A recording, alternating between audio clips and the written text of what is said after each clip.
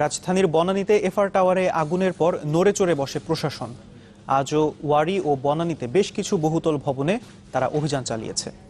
এর মধ্যে ওয়ারীতে গুঁড়িয়ে দেওয়া হয়েছে দুটি অবৈধ স্থাপনা, আর বনানীতে ব্লু ওশান টাওয়ার ও ইকবাল সেন্টারেও বেশ কিছু অনিয়ম পেয়েছে রাজুক। রাজুকের অনুমোদন ছাড়াই বঙ্গভবনের সীমানা প্রাচীরের ১০০ গজের মধ্যে গড়ে তোলা হচ্ছিল এই স্থাপনা। বুধবার দুপুরে তা গুঁড়িয়ে দেয় রাজুক। এছাড়া ওয়ারীতে গুঁড়িয়ে দেওয়া হয় নির্মাণাধীন বহুতল একটি ভবনের ভিত্তিও। এ সময় অনুমোদিত কোনো নকশা দেখাতে পারেননি ভবনটির মালিক। বঙ্গভবনের পাশে এই বিল্ডিংগুলোতে কোনো রাজুকের কোনো নকশা অনুমোদন দেওয়া হয় নাই। তারা এই নকশা না নিয়ে সে বিল্ডিংগুলো করেছে। আগুনে ক্ষতিগ্রস্ত বনানীর এফআর টাওয়ারের পাশে রয়েছে বেশ কিছু বহুতল ভবন।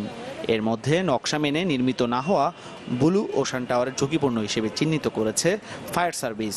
আমাদের অগ্নি নিরাপত্তা সংক্রান্ত যে শর্তগুলো আছে সেগুলো যদি এখানে না থাকে, অধিকাংশই মূল বিষয়গুলো না থাকলেও আমরা এগুলোকে অধিক ঝুঁকিপূর্ণ হিসেবে চিহ্নিত করব। যিনি কোনো অসৎ উপায় অবলম্বন করে কোনো কাজ করেছে, আইনের ব্যত্যয় ঘটিয়েছে, সেটা দেশের প্রচলিত আইন অনুসারে সেই ব্যক্তির দোষী হবে এবং সেই ব্যক্তি এই দায়ভার গ্রহণ করবেন। তারা সবকিছু বলে, তারা পয়সা খায়, সবকিছুই বলে। রাজু সবকিছুই বলে পয়সা খায়। তার মানে আপনারা পয়সা দিয়েছেন? হ্যাঁ, সবকিছুই বলে। আপনি এই দেশের কোনো কাজ হয় না, এমন জিনিস হয় না, সবকিছু হয়। এরপর বনানীর ইকবাল সেন্টারে রাজুকের অভিযান। 18 তলার অনুমতি থাকলেও নির্মাণ করা হয়েছে 23 তলা। রাখা হয়নি আগুনের মতো দুর্ঘটনায় বেরিয়ে আসার সিঁড়ি। এখানে দুইটা ফায়ার এক্সিট সিঁড়ি থাকার কথা ছিল।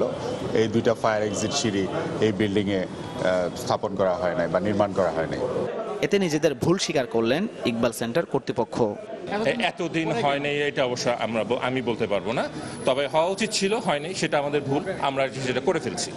সচিবালয়ে আইনমন্ত্রী বলেছেন, উচ্ছেদ অভিযানে উচ্চ আদালতের কোনো নিষেধাজ্ঞা থাকলে গণপূর্ত মন্ত্রণালয়কে সহযোগিতা করা হবে। আমার সাথে গণপূর্ত মন্ত্রী মহোদয়ের কথা হয়েছে।